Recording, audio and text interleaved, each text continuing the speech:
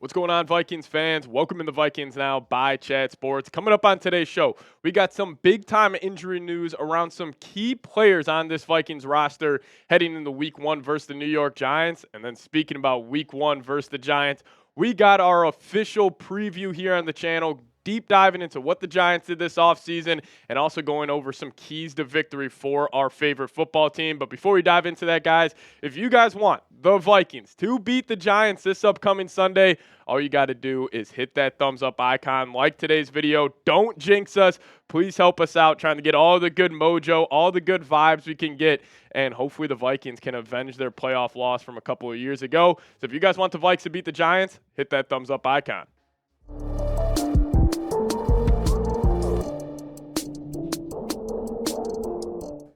What's going on, guys? Welcome into today's show. My name is Patrick Siepman. We're going to start off by going over some of the latest injury news we are hearing around some key players on this Vikings team. And we can start off here with Jordan Addison, who was carted off in a joint practice a couple weeks ago against the Cleveland Browns. And initially when I got this report, I was assuming Addison was going to be out for at least a month or two, but the latest injury report we got was from Alec Lewis, and this was from practice yesterday, where Addison was actually on the field participating in practice with his helmet on. Now, this is key. If he was off to the side with no helmet, no pads, I would have felt a little, more skeptical about him heading into Week 1 versus the Giants. But after this injury update, I'm very optimistic that we will see number 3 out there versus New York and hopefully find an end zone a couple of times this Sunday. But before the season started, I thought Addison was primed to have another kind of breakout year in the NFL. Now, I think he was fantastic this past season. With some shaky quarterback play. He had Nick Mullins, Josh Dobbs, Jaron Hall really working in there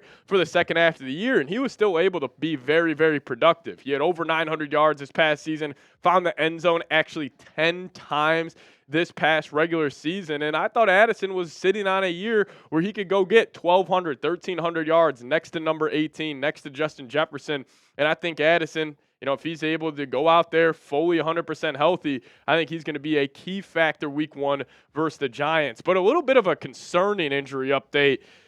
Oh, darkness, my old friend, strikes again with Jaylen Naylor, as he was on the injury report, but he wasn't listed with specifically what he was dealing with. And this was an update from Alec Lewis, as he said Jaylen Naylor did not have a helmet and was working off to the side yesterday at practice. Now, obviously, this is very concerning because Jaylen Naylor, he had a fantastic preseason. We saw the juice. We saw the, electric style play he just plays with, where he averaged 23.5 yards per catch this past preseason session. He was great against the first-string defense against the Las Vegas Raiders, where they have a top 10 unit in the National Football League, and he was able to get over the top of the defense, find that soft zone, and he looked good. But if Jaylen Naylor can't stay healthy, which has been his biggest red flag so far in his career, it's definitely a concern. Now, we are going to wait until tomorrow, until the officially injury report, or until the first official injury report drops, just to see an update on if he is going to play, so we get better insight there. But it's definitely concerning that he was working off to the side, no helmet on.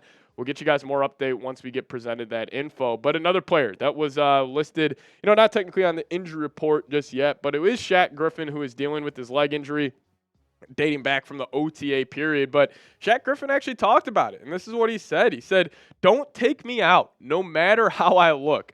I might have been tired, but let me go. Let me feel what it's like when I got to get my lungs through that first long drive of the season." So clearly Shaq is just working his way back, trying to get his legs under himself, trying to play at that top tier shape that we know he can. Obviously, they had a down year this past season, but before that, he was fantastic, for the Carolina Panthers, for the Jaguars. He had a very, very good start to his NFL career, and the Vikings are going to need him because you still got Byron Murphy, Stephon Gilmore as your top 2 corners on this team, but who's going to be that third corner that steps up? Is it Shaq Griffin? Is it UDFA from Arkansas, Dwight McGlothern? Could we see a Caleb Evans finally step up? All those answers are going to be answered, or all those questions are going to be answered this Sunday versus the New York Giants. So let's dive into it. Vikings versus Giants, Week 1 preview. What am I looking for? What did the Giants do this offseason?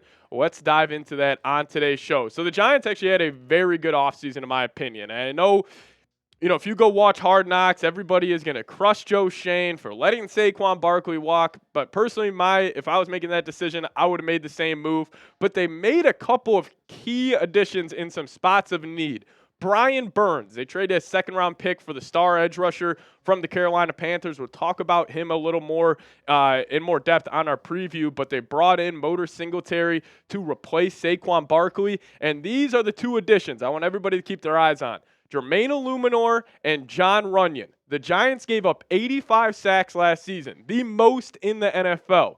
What did they do during free agency? Brought in some good, not great offensive linemen just to give Daniel Jones a little more help up front. But the Giants also had some big losses this offseason. Jihad Ward, edge rusher, actually came to our Minnesota Vikings, so hopefully Hottie can get a little revenge sack week 1, but they also lost Saquon Barkley, Tyrod Taylor, and Xavier McKinney. Now, I don't think the loss of Saquon Barkley is going to hurt them as much as, NFL media and the common NFL fan think. I just don't really think he is the same guy that he once was, but it is still a key loss. Tyrod Taylor, backup quarterback, was honestly probably the best quarterback for the Giants this past season. He is, with the New York Jets now. And then Xavier McKinney actually went to our rival, the Green Bay Packers. They gave him a bag over there. But I asked Marshall Green, what are the top storylines for the New York Giants heading into this game? And the number one storyline is the improved offensive line. They brought in Jermaine Illuminor, brought in John Runyon following a year where they gave up 85 sacks, and it was necessarily just impossible for this Giants offense to get going because of the poor offensive line play. But this is how the starting five will look for New York week 1 versus the Minnesota Vikings. They got really solid left tackle in Andrew Thomas, one of the best in the league. John Michael Schmidt, shout out to him, Minnesota Golden Gopher legend, but there's still a question mark around him. But then they got solid guards now. I like John Runyon. I like Greg Van Roten. I even like the right tackle in Jermaine Illuminor. This is not the same Giants offensive line that we saw last season. It is much improved, and it's just going to be a little more challenging for the Vikings who get consistent pressure this Sunday. But number 2, in terms of top storylines around New York, it's got to be Daniel Jones. Now, there is a huge question mark on DJ. Is he the quarterback of the future? Most Giants fans would obviously lean, no to that answer. But I'm sure the Giants front office, Dable, Joe Shane, they are hoping just a little bit that DJ can tap back into that 2022 season where he came to Minnesota and he lit up this Vikings defense. He was the first quarterback in NFL history to throw for over 350 yards passing and over 75 yards rushing in a playoff game. Daniel Jones did that. And Brian Flores, he's ticked off, so hopefully he can get home a couple of times and force some mistakes out of Danny Dimes. But another big storyline for the Giants is their 3 elite edge rushers, and they have that. And they can get pressure from the outsides and the interior. And specifically, you got Brian Burns, Kayvon Thibodeau, and Dexter Lawrence. So the Vikings offensive line is going to obviously have, the work cut out for him. And I'm looking at that interior specifically. Big question marks around Brandell, Bradbury, and Ed Ingram. The same question marks we had heading into the wild card game a couple years ago. And what do we see in that game? Dexter Lawrence absolutely dominated. So Ed Ingram, Bradbury, Brandell, you got your work cut out for you this Sunday. I'm confident O'Neal and Darius will be able to get it done versus the Giants pass rushers on the outside. But the interior, definitely a big question mark there. But let's talk about the first round pick here, Malik Neighbors. Now, this guy's an absolute stud. He is an Energizer Bunny with the football in his hands. He can make a 5-yard play into a 95-yard play. And a player the Vikings are going to need to step up is Byron Murphy. I'm not sure how they're going to divvy out the cornerback responsibilities, if they're going to have Murphy or Gilmore shadow Malik Neighbors, but he will be running that X spot. He will be the main focal point of this offense. And, obviously that loss of Saquon Barkley hurt them, but they got another elite playmaker in the draft in Malik Neighbors. You cannot let number 1 beat you in this game. And I think the Vikings will have a good chance of winning it. But another big storyline for New York is their cornerback 2 spot. Now, I will make a note. They did just sign Adoree Jackson this past week, so I'm assuming he is going to step in there and be their cornerback 2 next to Deonte Banks. We'll talk about that matchup of Banks versus Jefferson here in a second, but this is where the Vikings can really exploit this Giants defense. Now, I think the Vikings receiving core is one of the best in the National Football League, top to bottom, because you got the top in town in number 18 in Jefferson. You got one of the best 2s in the league in Addison, but it's going to come down to, can Jaylen Naylor, can Tristan Jackson, or even a guy like Brandon Powell really take advantage of that Giants secondary? we will get all those questions answered this Sunday, and I cannot wait. But you guys let me know, what is your score prediction for the game this Sunday? Vikings versus Giants. What do you think the final score is going to be? I've been sitting on this for about a month now. My score prediction is 17-6. The Vikings get a victory. It's going to be a gritty, low-scoring game. I think it's just going to come down to taking care of the football, and I think Sam Darnold will do just a little bit of a better job than Daniel Jones. But you guys let me know your score predictions down below.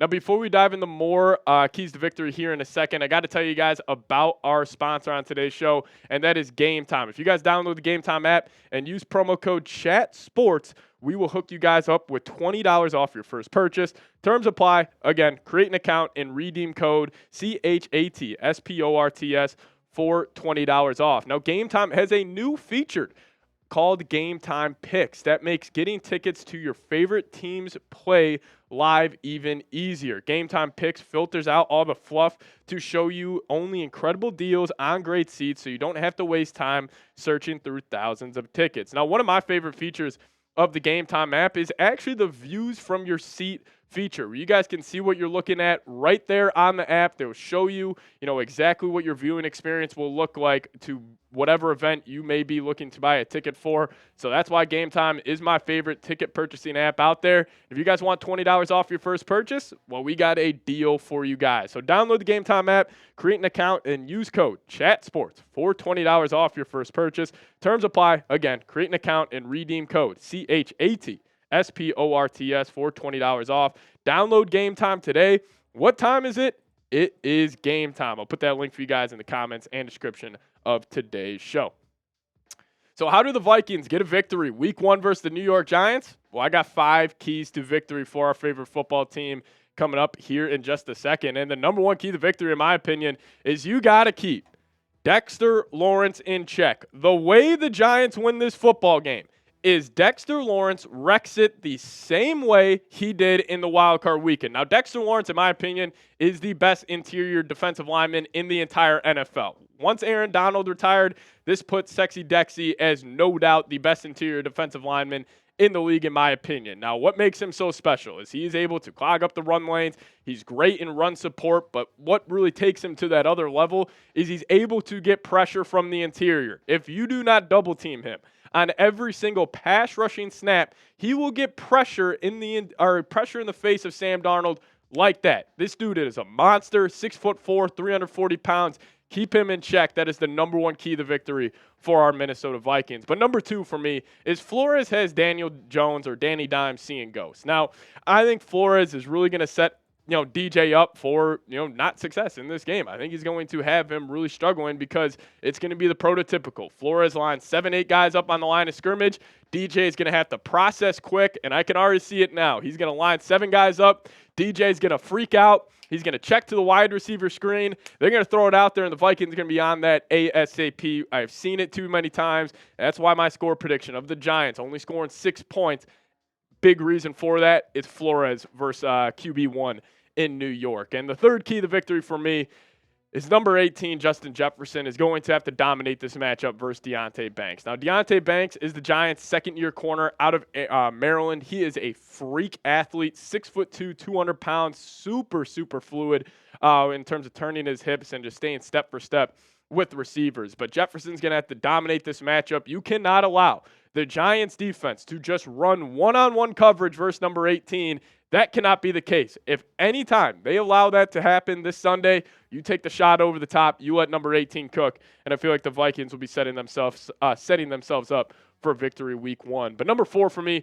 you got to establish the run. Now, the past 2 years, the Vikings have been one of the worst rushing offenses in the National Football League. Kevin O'Connell has just shown, over the last couple of years, he is not the biggest fan of running the football. Hence why they're 27th and 29th in yards per game over the last 2 seasons.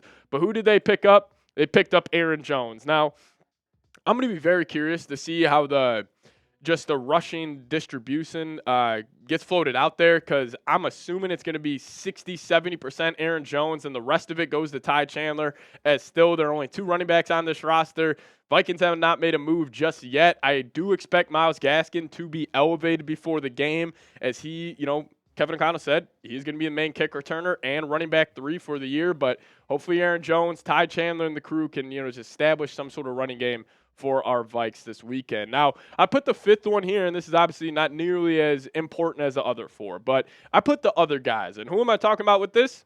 I'm talking about Jaylen Naylor and Tristan Jackson, the stars of the preseason. Now, Tristan Jackson, he was the preseason MVP and across the entire NFL, in my opinion. He found the end zone in 3 straight games. He really looked the part. So whoever's going to step in here at wide receiver 3 or wide receiver 4, or if for some reason Addison or Naylor has to miss this game, these 2 are going to need to step up. They're going to have to win their one-on-one matchups because with Jefferson, he just allows these guys to just get one-on-one opportunities, and they have to take advantage. But, guys, week 1 is just a couple days away. I feel like a kid on Christmas Eve trying to fall asleep before week 1. So if you guys want the Vikes to beat the Giants, give me a skull down below in the comment section. And also, if you guys want to give me a follow on Twitter, that's the handle right there, @PatSieps. If you guys do so, I'll give you guys a follow right back. But we'll see you guys next time. As always, Skol Vikes.